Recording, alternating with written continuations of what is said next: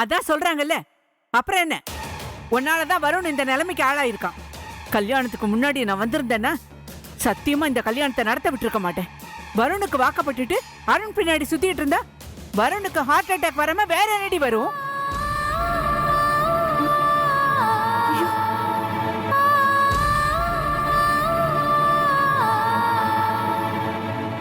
இதோ பாருங்க, நான் சின்ன பொண்ணுதான்.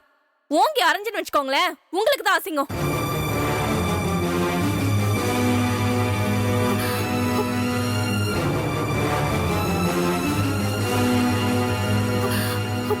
அதனால வாயை மூடிட்டு பேசாம இருக்க சொல்லுங்க. வருண் மாமாக்கு ஹார்ட் அட்டாக் வந்தது ஏன்னு உங்களுக்கு தெரியுமா? எப்ப பாரு வீட்ல சண்டை போட்டது பத்தாதுன்னு ஆபீஸ்ல வர போய் சண்டை போட்டா அவரு டென்ஷன் ஆகி பிபி அது இதுன்னு ஏறி ஹார்ட் அட்டாக் வந்து படுத்து கிடக்குறாரு. தேவையில்லாம எங்க அக்கா மேல பழி போடாதீங்க. என்ன அசிங்கப்படுத்துறதா நீங்க நினைச்சுக்கிட்டு நீங்க உங்க மகனை நீங்களே அசிங்கப்படுத்தி உங்களையும் அசிங்கப்படுத்திக்கிறீங்க அத்தை. நான் என் புருஷனை பார்க்கணும். தயவு செஞ்சு வழிய விடுங்க. விட மாட்டேன்டி. நான் என் பிள்ளைய பார்க்க உன்னை நான் விட மாட்டேன். அடியே, என்னையும் என் தங்கச்சியை மீறி நீ எப்படி உள்ள போறேன்னு நான் பாக்குறேன்டி. என்ன பாப்பீங்க? என்ன பாப்பீங்க நான் கேக்குறேன். உங்களுக்கு உங்க பையன் மேல என்ன உரிமை இருக்கோ அதே உரிமை தான் எங்க அக்காவுக்கு அவங்க புருஷன் மேல இருக்கு. நீங்க எங்க அக்காவோட மாமியார் ஆச்சேன்னு பாக்குறேன். மரியாதையா வழி விடுங்க. இங்க பாருங்க, ஹாஸ்பிட்டல்ல வச்சு இந்த தகராறு எல்லாம் வேண்டாம். நம்ம பேசுறதெல்லாம் மாப்பிள்ள கேட்டாருன்னா அவருக்கு மறுபடியும் ஹார்ட் அட்டாக் வந்துரும். தயவு செஞ்சு பிரியாவை போக விடுங்க. அம்மா பிரியா, நீ போய் பாருமா, போமா.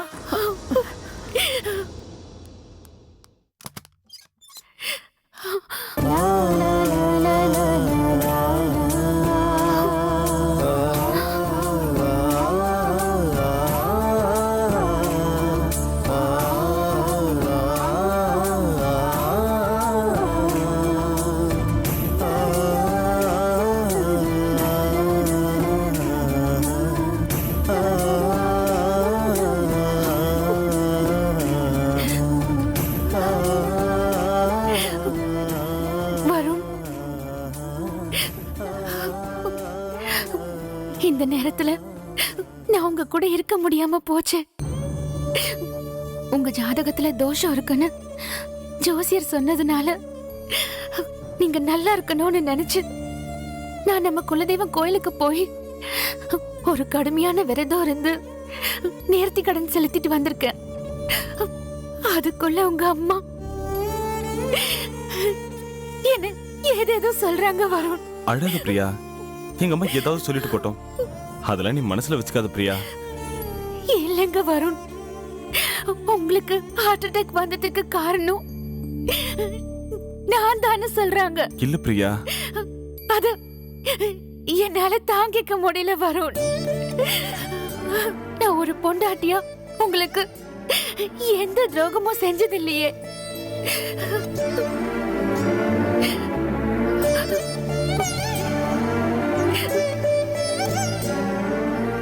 எங்க அம்மா மட்டும் இல்ல பிரியா, இந்த உலகமே உன் மேல பழிய சுமத்தினாலும் உன்னை கை நீட்டி குற்றவாளின்னு சொன்னா கூட பிரியா நான் நம்ப மாட்டேன்.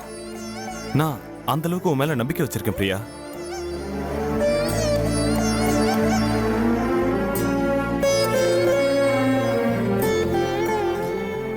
கல்யாண மண்டபத்துல அவ்வளவு பேர் முன்னாடியும் உன் காதல மறைக்காம ஒத்துக்கிட்ட. அதை விட உன்னோட நேர்மைக்கு வேற என்ன வேணும் பிரியா? நான் உன்னோட புருஷன் பிரியா. எந்த ஒரு சூழ்நிலையிலையும் நான் உன்னை சந்திக்கப்பட மாட்டேன் பிரியா. நீ தயவு செஞ்சு வருத்தப்படாத பிரியா. நான் எப்பவுமே உன் கூட இருப்பேன். நீங்க என் கூட இருக்கீங்க, ஆனா நான் அத்தையோட நம்பிக்கை இழந்துட்டேனே. நான் இனிமே எப்படி அத்தைய நம்ப வைப்பேன்? உங்களை மாதிரி ஒரு நல்ல மனுஷன் எனக்கு கொடுத்தது அவங்கதான். அவங்களுக்கு எப்படி என் மேல அன்பு வர மாதிரி நடந்துப்பேன். அதை விடு பிரியா, எங்க அம்மாவை எப்படியாவது சரி பண்ணிடலாம். நீ திரும்பவும் அவங்களே நினைச்சிட்டு இருக்காத. அதை பத்தி நீ கவலையப்படாத. அவங்கள தெரிஞ்சு வரட்டும், அப்புறம் பாத்துக்கலாம். ஏய் பிரியா, எழுந்துடி. என்னடி பக்கத்துல உட்காந்துக்கிட்டு தலையண மந்திரம் போட்டுட்டு இருக்கியா? அதான் நல்ல மயக்கி உன் முந்தானையில முடிஞ்சு வச்சிருக்கியே. என் பேச்சு எதுவும் கேக்குறதும் இல்ல, என்ன நம்புறதும் இல்ல. இவன் மா, ஏமா இப்படி தப்பு தப்பா பேசிக்கிட்டு இருக்க? நான் தப்பா பேசுறனாடா? டேய் வருண், நான் அடிச்சு சொல்றேன்டா, உனக்கு ஹார்ட் அட்டாக் வர்றதுக்கு காரணமே இவதான்டா. ஆனா இவ என்னடா பண்ணா? இவ என்ன பண்ணா? குலதெய்வம் கோயிலுக்கு போறேன்னு சொல்லிட்டு ஊர் பூரா சுத்திட்டு வந்திருக்கா. ஆனா நான் உனக்கு 5-6 லட்சம் செலவு பண்ணி உன்னை காப்பாத்தி வச்சிருக்கேன்டா. இப்ப வந்து புருஷன்னு உரிமை கொண்டாடிட்டு இருக்கா. இவ்வளவு நாளா எங்க போயிருந்தாளா இவ? மா, என்னை காப்பாத்துனதெல்லாம் சரிதாம்மா. ஆனா எனக்கு உடம்பு முடியாம போனது காரணம் பிரியாவாலே உன்னாலயா? எனக்கு உடம்பு சரியில்லாம போனதா பிரியா கிட்ட சொல்லாம கூட மறைச்சிருக்கீங்க. அந்த அருண் மேல போலீஸ் கம்ப்ளைண்ட் கொடுத்திருக்கீங்க. ஏமா இப்படி தப்பு தப்பா பண்ணிக்கிட்டு இருக்க? உன்னை என் அம்மான்னு சொல்லிக்கிறதுக்கு எனக்கு அசிங்கமா இருக்கு. இங்க பாருமா, நீ என்ன பாத்துக்கிட்டது போதும். இனிமே என்ன பிரியா என்ன பாத்துப்பா. தயவு செஞ்சு இங்க இருந்து வெளியே போமா. ஒரு பையன் சொல்லக்கூடாத வார்த்தை தாமா. தயவு செஞ்சு இங்க இருந்து வெளியே போறியா? ஐயோ ஐயோ, என்னையே வெளியில போன்னு சொல்றானே என் புள்ள. ஏண்டா என்னைய வெளியில போன்னு சொல்ற? நீ சொல்லலடா. எல்லாத்துக்கும் காரணம் இவதான். இவ உன்னை சொல்ல வச்சிருக்காடா. அப்படி என்ன தாண்டி நான் கேள்விப்படாத தலையணை மந்திரத்தை என் புள்ளைக்கு போட்டு இப்ப என்னைய வெளியில போன்னு சொல்லிட்டானே. இப்ப என்ன, நான் வெளியில போனோம் அவ்வளவுதானே? போறேன்டா, போறேன் நான் வெளிய.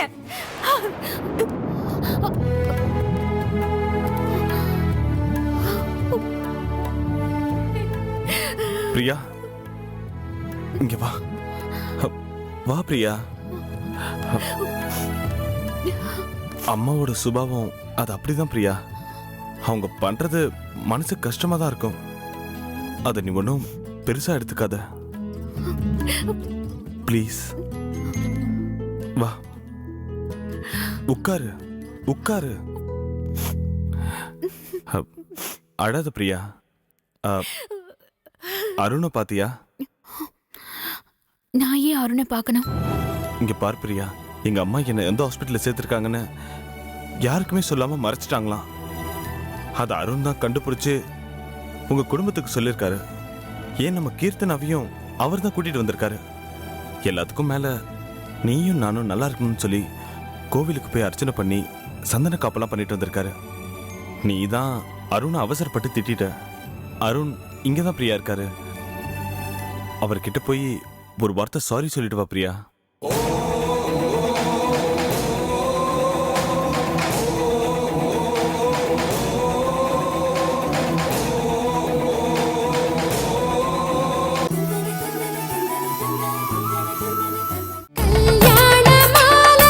ஓட்ஸ் நான்லாம் பள்ளிக்கூட காலத்தில் படிக்கும் பொழுது ஓட்ஸ் அப்படிங்கிற தானியம் அப்படின்னு படிச்சிருக்கிறேன். இது நிறைய விளைஞ்சி குதிரைகளுக்கு போடுவாங்க அப்படின்னு சொல்லி படிச்சிருக்கேன். ஒட்டு மொத்தமாக அத்தனை அம்மாயி அப்பத்தா எல்லாரும் ஓட்ஸ் கஞ்சி தான். அதில் வேற ஒரு சில பேர் நினச்சிட்டு இருக்காங்க ஓட்ஸ் கஞ்சி சாப்பிட்டா அப்படியே 0 சைஸ் இடுப்பு வந்துரும்ட்டு எல்லாரும் காலையில் ஓட்ஸ் கஞ்சி.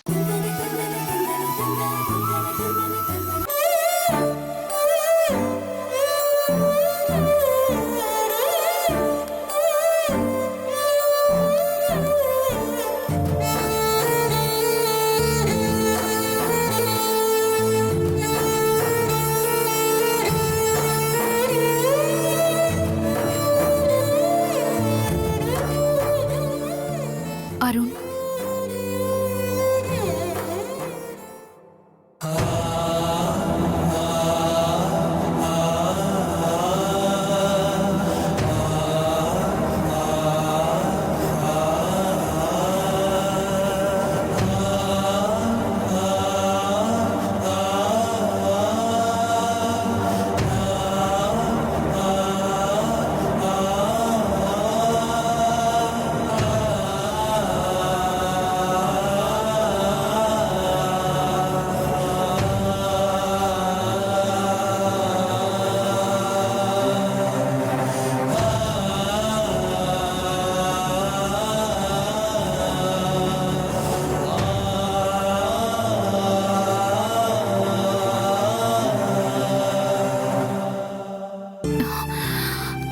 சாரி அருண்.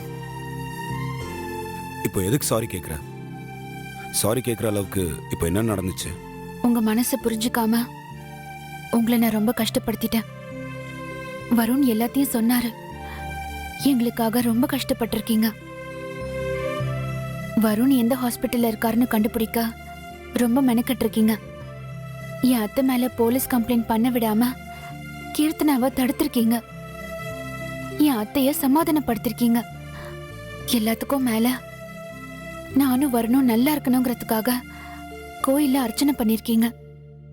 எதையுமே புரிஞ்சுக்காம நான் உங்களை ரொம்ப அவமானப்படுத்திருக்கேன். எல்லாத்துக்கும் சேர்த்துதான் சாரி கேட்டேன். சாரி கேட்டேன் அந்நியப்படுத்தாத பிரியா. வருண் எனக்கு பெஸ்ட் ஃப்ரெண்ட் ஆயிட்டான். உனக்காகவும் வருண்காகவும் காலம் பூராவும் என்னால் முடிஞ்ச அளவுக்கு நல்லது செஞ்சுட்டே தான் இருப்பேன்.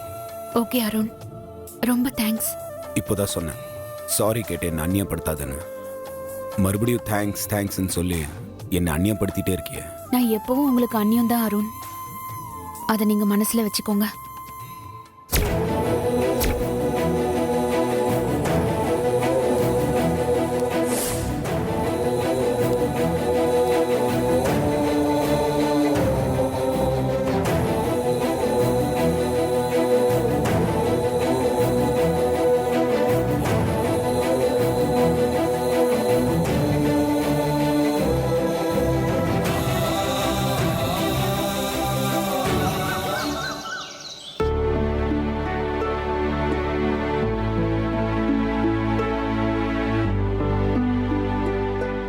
Mister Varun, you are all right. இனிமே உங்களுக்கு எந்த பிரச்சனையும் இல்லை. Thank you doctor.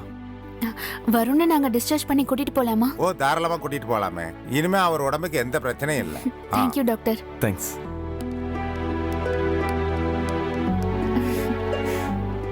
பிரியா, என்ன பண்ற? டாக்டர் டிஸ்சார்ஜ் பண்ணி வீட்டுக்கு போலான்னு சொல்லிட்டாருல, அத்தைக்கு ஃபோன் பண்ணி வர சொல்றேன். நாம டிஸ்சார்ஜ் பண்ணி வீட்டுக்கு போலாம். வேணா பிரியா. என்ன வருண், என்ன சொல்றீங்க? அந்த வீட்டுக்கு போக எனக்கு சுத்தமா விருப்பம் இல்ல. உங்களுக்கு விருப்பம் இல்லைன்னா வேற எங்க போறது? வேற எங்க வேணாலும் நான் வரதுக்கு தயாரா இருக்கேன். ஆனா அந்த வீட்டுக்கு மட்டும் என்னால வர முடியாது. என்ன வருண் பேசுறீங்க?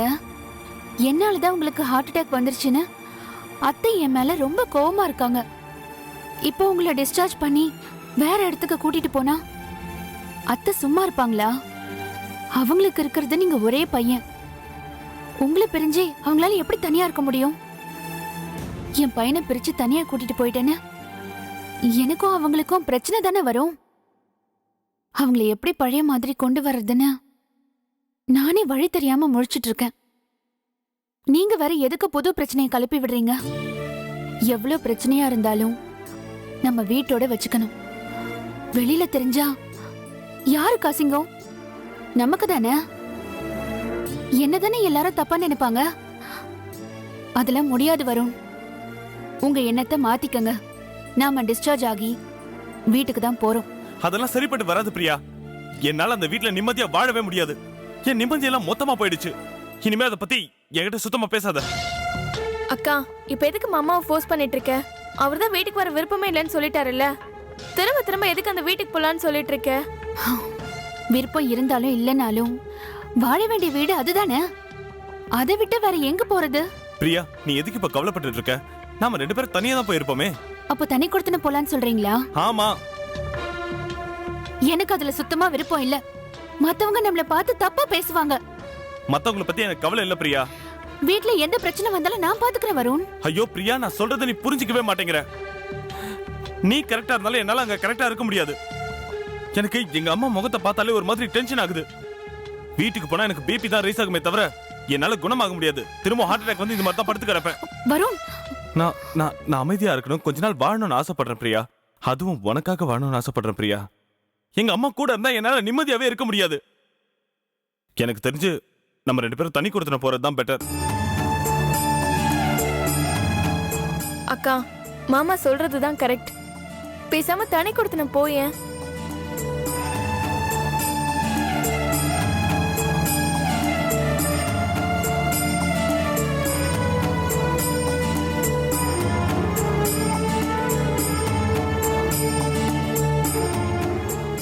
பெரியவங்கள பார்த்து முழு மனசோட தனி கொடுத்துன போங்கன்னு சொன்னா அதுதானே நல்லது. அது இந்த ஜென்மத்திலே நடக்காதுக்கா. வீணை கற்பனை பண்ணிட்டு இருக்காத. மாமாவுக்கு விருப்பம் இல்லாம திரும்பவும் அதே வீட்டுக்கு போய் அவர் உடம்புக்கு ஏதாவது ஆச்சுன்னா அந்த இழப்ப உன்னால தாங்க முடியுமா? நீ சொல்றது எனக்கு புரியுது கீர்த்தனா. திடுதிப்புன்னு தனி கொடுத்துன போலானா எங்க போறது? எங்க தங்குறது? தனியா ஒரு வீடு பார்க்கணும், அங்க எல்லா ஏற்பாடும் பண்ணணும். அதெல்லாம் நடக்கிற காரியமா? அதை பத்தி நீ கவலைப்படாத பிரியா. எனக்கு சொந்தமா இன்னொரு பங்களா இருக்கு. அங்க இப்போ யாருமே தங்குறது இல்ல. It's completely fully furnished. உங்களுக்கு தேவையான எல்லா வசதியும் அங்க இருக்கும். இஃப் யூ டோன்ட் மைண்ட், நீங்க 2 பேரும் அங்க தங்கிக்கலாம். எங்களால உங்களுக்கு எந்த சிரமமும் வேண்டாம் அருண். நாங்க வேணா எங்க அத்தை வீட்டுல தங்கிக்கிறோம். அது இன்னும் மோசம் பிரியா. என் அம்மா உன் அத்தை வீட்டு வாசல்ல நின்னு கத்தி கூச்சல் போடுவாங்க. என் புள்ளைய பிரிச்சு கூட்டிட்டு போயிட்டீங்கன்னு சொல்லி பழி சுமத்துவாங்க. இதனால வீண் பிரச்சனை தான் வரும். அதுக்கு அருணோட பங்களாவே பெஸ்ட். நீங்க சொல்றது சரிதான் வருண். ஆனா நான் என்ன நினைக்கிறேன்னா, அருணோட பங்களாவுக்கு நாம போறது தற்காலிகமா தான் இருக்கணும். சீக்கிரமா அத்தையோட மனசை மாத்தி அவங்களோட தான் நாம இருக்கணும். இதுக்கு சம்மதம்னா நான் வரேன். பிரியா, அம்மா தெரிஞ்சிட்டாங்கன்னா எனக்கு இதுல எந்த ஆட்சேபனையும் இல்ல. Don't worry. டிஸ்சார்ஜ் ஆனோடனே எல்லாரும் புது வீட்டுக்கு போவோம். இன்னைக்கே உங்க தனி கொடுத்தன வாழ்க்கையை ஆரம்பிச்சிருங்க. தேங்க்ஸ் அருண்.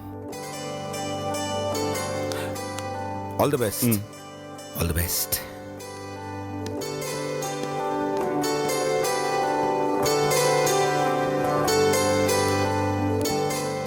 கீர்த்தனா, நீ நினைச்ச மாதிரியே நாங்க இப்போ தண்ணி கொடுத்துன்னு போறோம். ஓகேவா? ஆல் தி பெஸ்ட்க்கா. இன்னையில இருந்து உனக்கு லைஃபே மாற போகுது பாரு.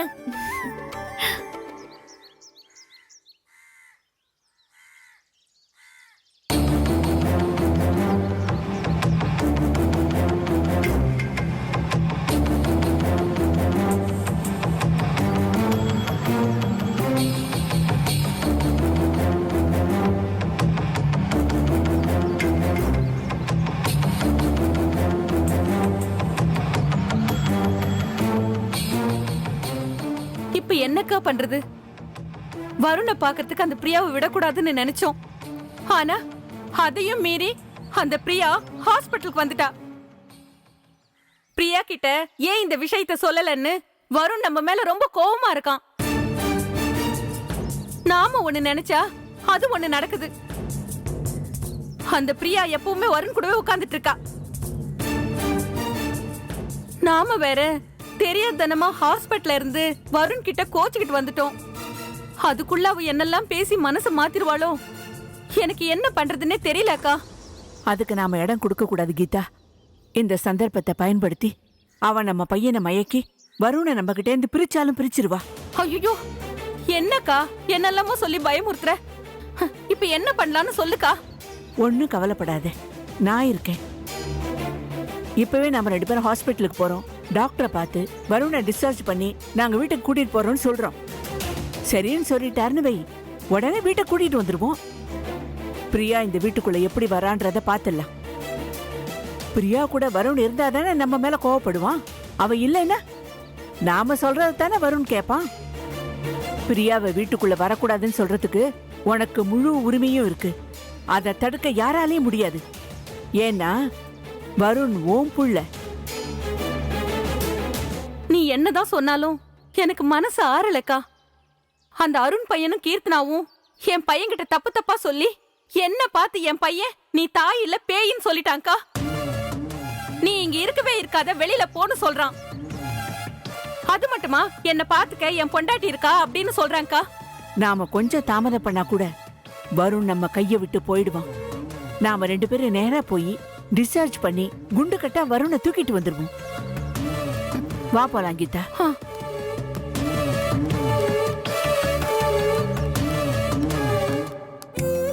உங்களுக்கு தோஷம் இருக்குன்னு சொன்னாங்க. அதுக்காக தான் குலதெய்வம் கோயிலுக்கு போகணும். பாத்தீங்களா, நான் கோயில்ல இருக்கும்போது உங்களுக்கு ஹார்ட் அட்டாக் வந்திருக்கு. நல்ல வேளை எந்த ஒரு பிரச்சனையும் இல்லாம என் மௌன விரதத்தை நல்லபடியா முடிச்சிட்டேன். பிரியா, உன்னோட எல்லா பிரியருக்குமே ஒரு வேல்யூ இருக்கு.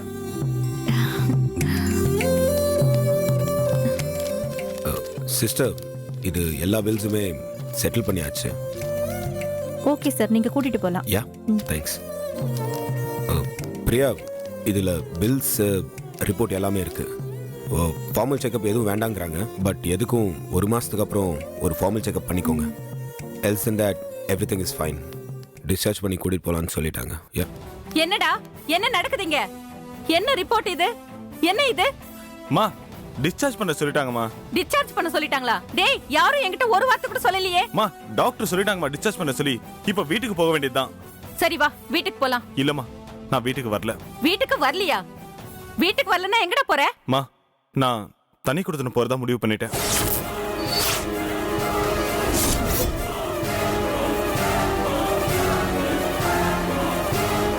டேய், தனி கொடுத்தனமா? என்னடா சொல்ற? ஆமாம்மா, நான் முடிவு பண்ணிட்டேன். என்னடா இது? என்ன ஒரு வார்த்தை கூட கேட்காம நீயே முடிவு பண்ணிடுவியா?